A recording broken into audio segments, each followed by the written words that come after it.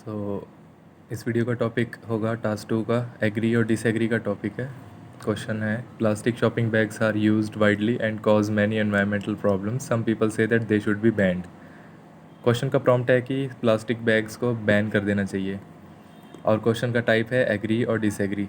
Agree और disagree में या तो आप एग्री हो जाओ स्ट्रांगली या स्ट्रांगली डिसएग्री हो जाओ या डिस्कस बोथ व्यूज़, बट उनमें भी एक स्ट्रॉन्ग आपकी सेंस होनी चाहिए कि इस साइड आप कर रहे हो या दूसरी साइड कर रहे हो। ओके, आंसर देख लेते, ज़्यादा समझ आ जाएगा।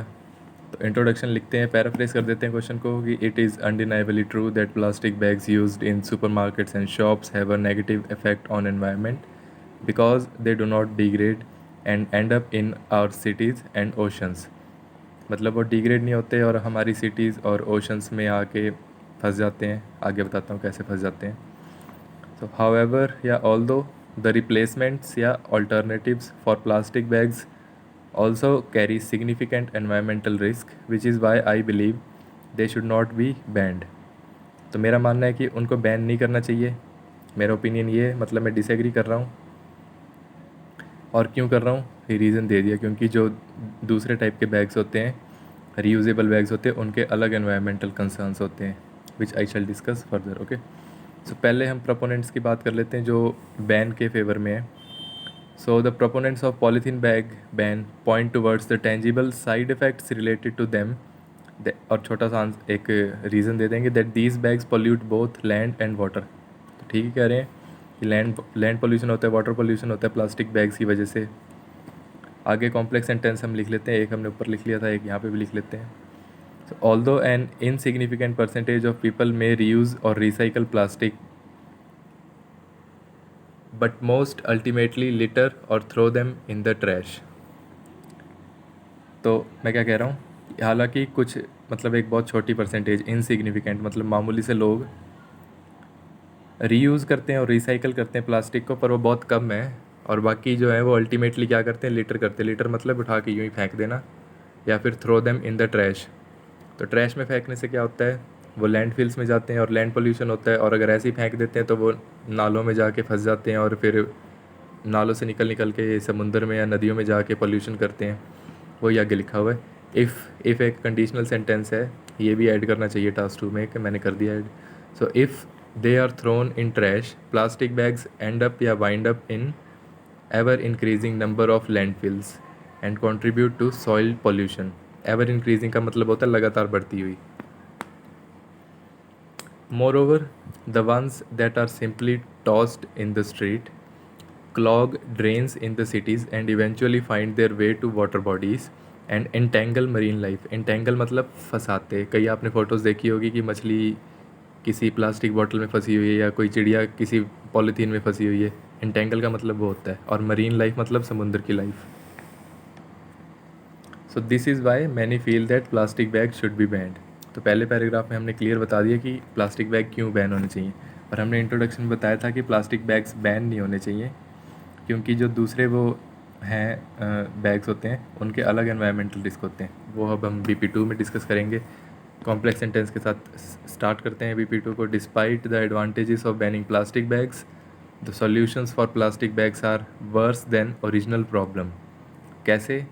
क्योंकि most people who advocate banning plastic bags suggest biodegradable paper bags or reusable ones which are typically made up of cotton or plastic।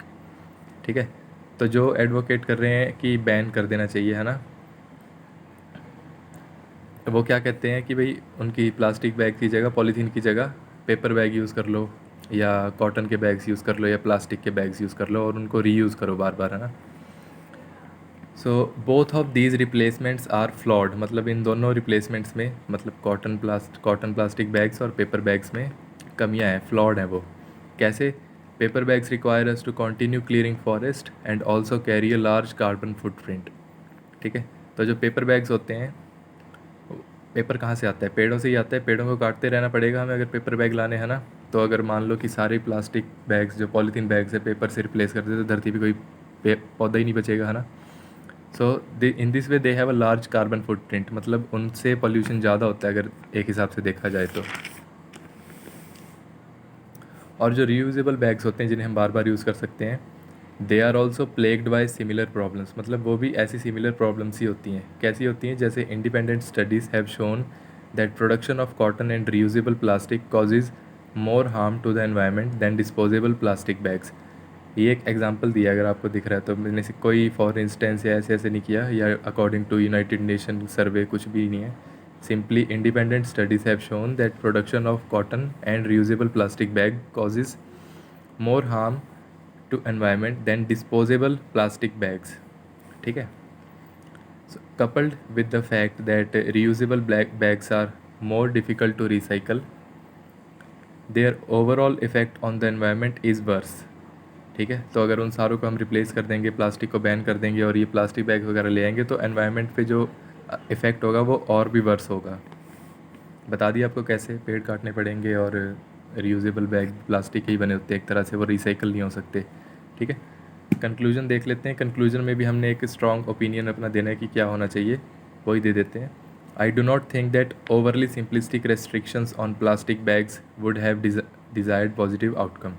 ठीक है, तो ओवरली सिंपलिस्टिक का मतलब है कि बस सीधा बैन कर दिया और प्रॉब्लम सॉल्व हो जाएगी, ऐसा कुछ नहीं होता है। जैसे इंडिया में देखा होगा आपने, बहुत सारी चीज़ें बैन होती हैं पर आपको आंसर नहीं ना मिलता कोई उसका। तो ऐसी ओवरली सिंपलिस्टिक मतलब बिना सोची समझी कोई भी चीज़ करने से डिज़ायर्ड आउटकम पॉजिटिव नहीं मिलता। So rather than thoughtlessly banning them, policy makers मतलब सरकार should come up with a policy that regulates and balances the raw material for making carry bags in order to produce an overall positive impact on environment। ठीक है, हमारा clear view क्या है कि उनको ban नहीं करना चाहिए, बल्कि पॉलिसीज़ ऐसी बनानी चाहिए कि जो उनके रॉ मटेरियल्स होते हैं उनको हमें बैलेंस करना चाहिए, उनको रेगुलेट करना चाहिए, जिससे कि हम उन्हें बैन भी ना करें और एनवायरनमेंट के लिए भी वो हार्मफुल ना हो। सो आई होप कि आपको ये छोटा सा समझ आ गया होगा, और मेरे कहने का यही मतलब था कि या तो स्ट्रांगली एग्री हो जाओ या स्ट्रांगली डिसएग्री हो जाओ, या फिर दोनों करो। अब इसमें मैं ये नहीं कह रहा कि दोनों ही एडवांटेजेस हैं और दोनों के डिसएडवांटेज हैं। मैंने जिसके जो एडवांटेज वो बता दिए और जो उसकी कमी है वो बता दी। ठीक है, और ये सॉल्यूशन प्लॉजिबल क्यों नहीं है वो भी बता दिया। और आखिरी में क्लियर हमने कंक्लूजन दी है कि क्या सॉल्यूशन होना चाहिए।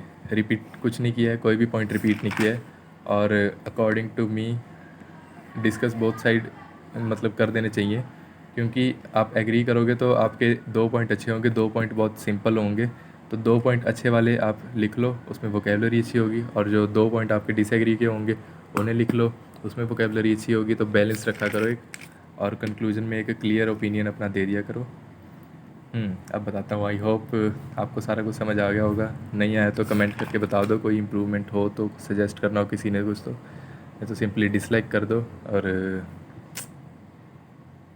सब्सक्राइब करो, लाइक करो, शेयर करो, और बेल आइकन दबाना ना भूले। ठीक है।